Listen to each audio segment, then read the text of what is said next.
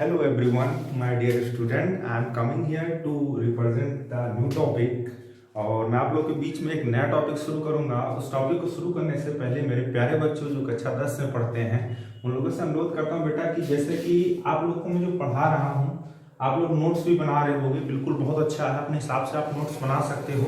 लेकिन अगर मेरी नोट्स अगर आप लोग को बेटा चाहिए तो आप लोग को कुछ अलग करना होगा। इसमें मैं आपको देखिए बेटा, मैं कोई टेलीग्राम चैनल नहीं जिससे हम नोट्स प्रोवाइड कर सकूं। आप मेरा व्हाट्सएप नंबर नोट कर सकते हैं। उस व्हाट्सएप नंबर पे आप मैसेज करिए और अपना नाम बताइए, क्लास डालिए। उसके बाद मैं आप लोग को वहीं से आपको जितना मैं पढ़ाता रहूंगा बेटा नोट्स प्रोवाइड कर दूंगा।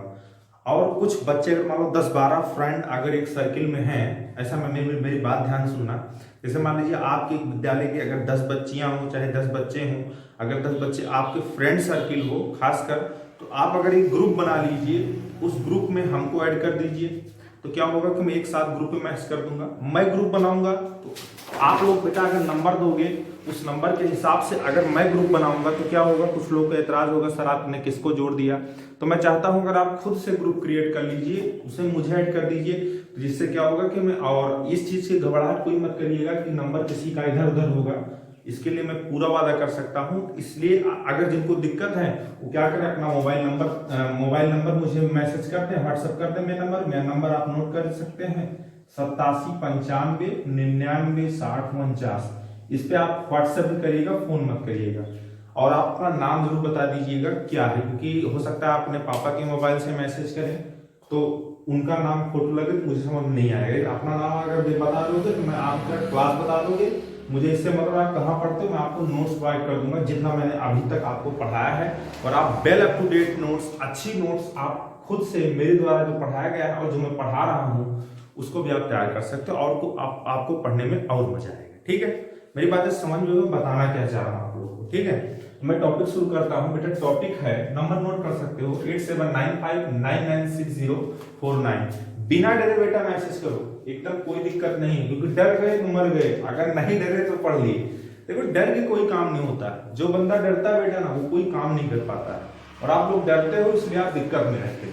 ठीक है, चलिए अब मैं आपको पढ़ाने चल रहा हूँ बेटा मुख्य फोकस। बहुत ही गजब का टॉपिक है, क्योंकि अभी मैंने आपको दर्पण पढ़ा दिया, दर्पण के बाद मैंने आपको उसमें ध्रुव के बारे में बताया, पोल के बारे में बताया, द्वारक के बारे में बताया, बहुत सारी चीजों के बारे में मैंने आपको बताया। अब मुझे आपको जो बेटा पढ़ाना है आपको बेटा मुख्य फोकस।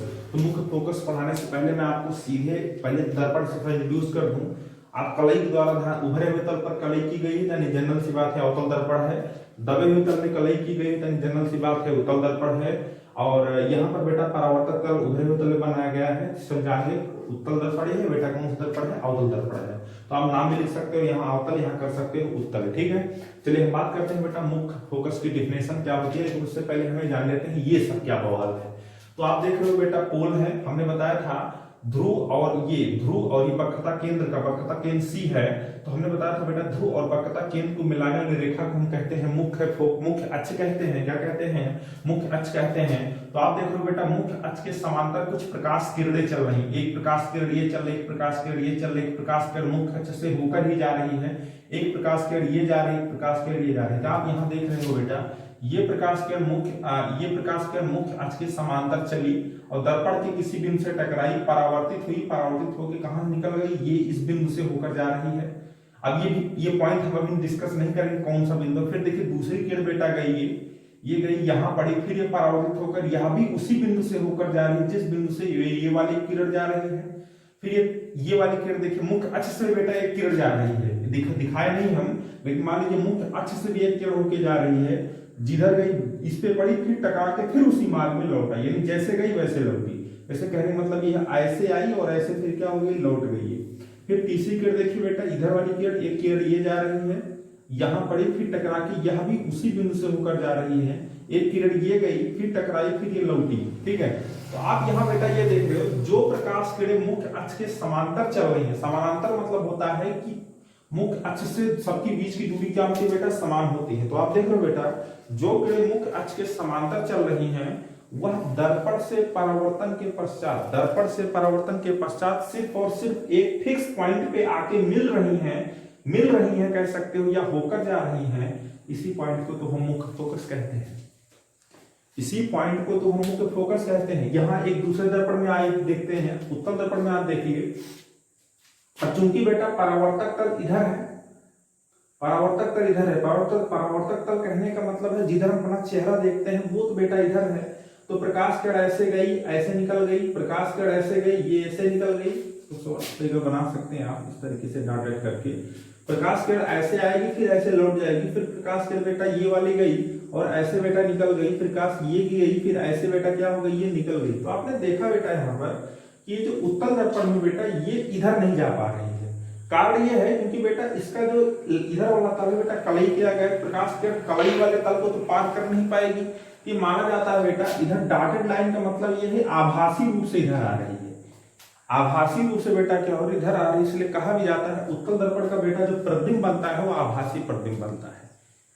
उत्तल दर्पण का जो प्रतिबिंब बेटा बनता है उसका क्या कैसा बनता है, आभासी बनता है, क्योंकि बेटा यहाँ जो प्रकाश किरणें आती हैं वो आती हुई प्रतीत होती हैं, ना कि वास्तव में आती है। लेकिन अवतल दर्पण में बेटा आप देख रहे हो कि प्रतिबिंब क्या है बेटा होकर वास्तव में आके मिल रही है एक पॉइंट पे, इसलिए उत्तल दर्पण अवतल दर्पण में जो प्रतिबिंब बनता है बेटा क्या बनता है, वास्तविक बनता है। यहाँ से कई पॉइंट आपको मिलेंगे, अभी और आगे बताऊंगा आपको। अब डिफिनेशन को समझ, फिगर आप बना लीजिएगा, डिफिनेशन इंपॉर्टेंट है, ज्यादा डिटेल अभी और होगा जो प्रतिबिंब बनाने के नियम में आपको पढ़ाऊंगा। तो देखिए डिफिनेशन क्या है, डिफिनेशन आपको नहीं लिखना है, दर्पण की मुख्य अक्ष के समांतर आने वाली किरणें, दर्पण की मुख्य अक्ष के समांतर आने वाली किरणें दर्पण से परावर्तन के पश्चात मुख्य अक्ष के, ये वाला एफ वाला पॉइंट जो बेटा मुख्य अक्ष ही तो है, मुख्य अक्ष पूरा यहां से लेके यहां तक, मुख्य अक्ष के जिस बिंदु पर या तो वास्तव में मिलती हैं, आप अवतल दर्पण में देखिए वास्तव में मिल रही है, काली रेखा बेटा यही बताती है कि वास्तव में, और डॉटेड रेखा जहां होगी वो बेटा होकर आती हुई प्रतीत होती है।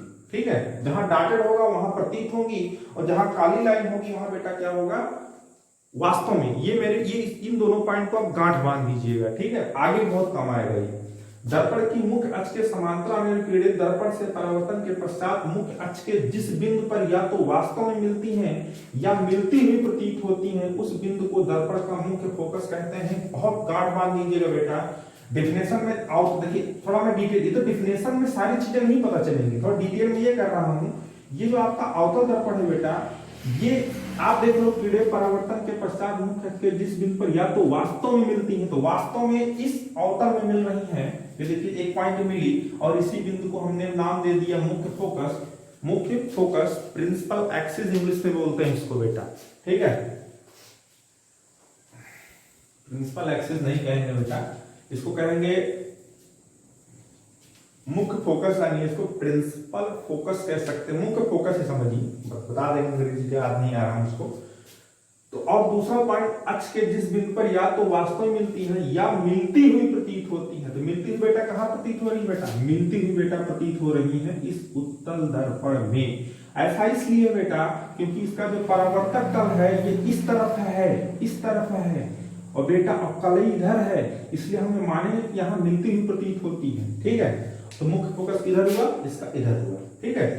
या तो मिलती हुई प्रतीत होते उस बिंदु को दर्पण का मुख्य फोकस कहते हैं। ये बेटा डिफिनेशन हो गई किसकी, मुख्य फोकस की। तो आप देख रहे हो बेटा चित्र ए व बी में, एक लाइन और लिखोगे आगे, इसके आगे एक लाइन लिख लीजिए, चित्र ए व बी में, चित्र ए व बी में, इतना समझने के बाद एक पॉइंट लिख लीजिए मेरे बातों को।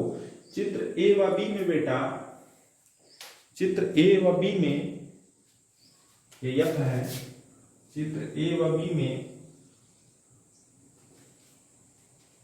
चित्र ए व बी में बिंदु कैपिटल एफ, बिंदु कैपिटल एफ दर्पण का मुख्य फोकस है, दर्पण का मुख्य फोकस है। दर्पण का क्या है बेटा, मुख्य फोकस है। एक लाइन आप लिख लो, इंपॉर्टेंट पॉइंट नोट में इसको डाल सकते हैं आप बेटा। अवतल दर्पण का फोकस वास्तविक, पहले बता दिए, अवतल दर्पण का बेटा फोकस वास्तविक तथा उत्तल दर्पण का फोकस आभासी होता है। अवतल दर्पण का फोकस वास्तविक तथा उत्तल दर्पण का फोकस आभासी होता है। चित्र ए बेटा मैं बार बार बता रहा हूं अवतल का है, चित्र बी बेटा जो है यह उत्तल का है। तीसरा पॉइंट आप लिख सकते हो इसी में, इसको नोट में सारे पॉइंट आप डाल दीजिएगा। देखिए अवतल दर्पण में फोकस कैपिटल एफ, अवतल दर्पण में फोकस कैपिटल एफ दर्पण के सामने बनता है। अवतल दर्पण में फोकस कैपिटल एफ दर्पण के सामने बनता है।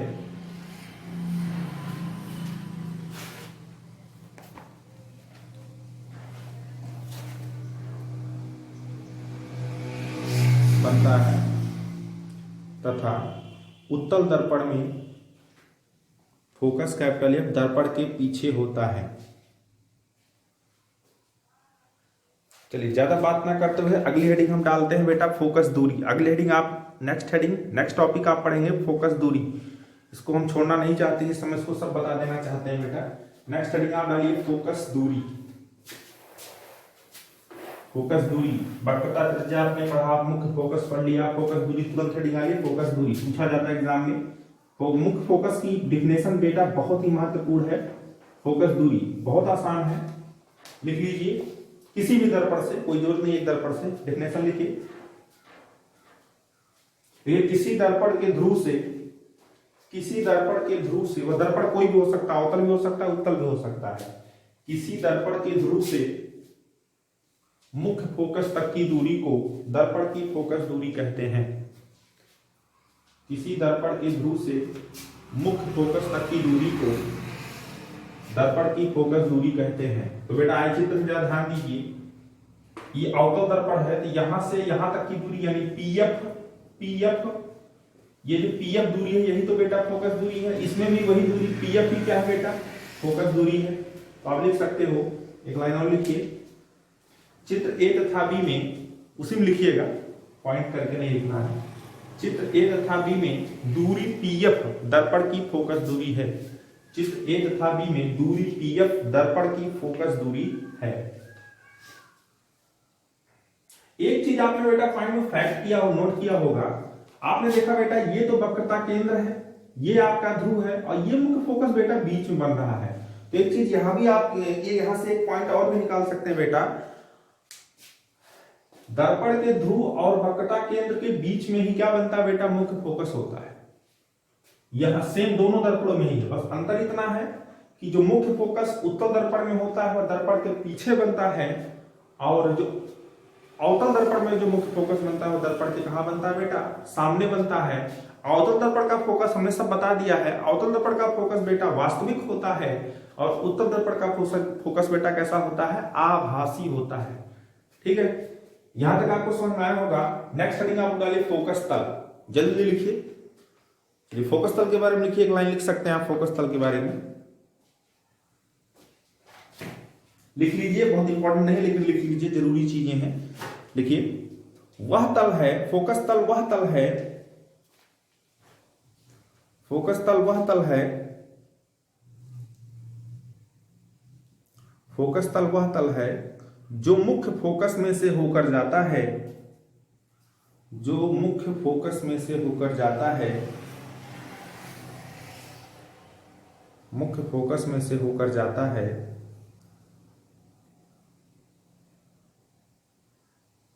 तथा मुख्य अक्ष के लंबरूप होता है, तथा मुख्य अक्ष के लंबरूप होता है। जी, उस दिन थोड़ा सा टेक्निकल प्रॉब्लम होने का बेटा मैंने एक हेडिंग लाया था गोलीय दर्पणों से संबंधित कुछ परिभाषाएं। तो इन परिभाषाओं में बेटा सभी टॉपिक आपके कंप्लीट हो चुके हैं, सभी टॉपिक बेटा आपके कंप्लीट हो चुके हैं।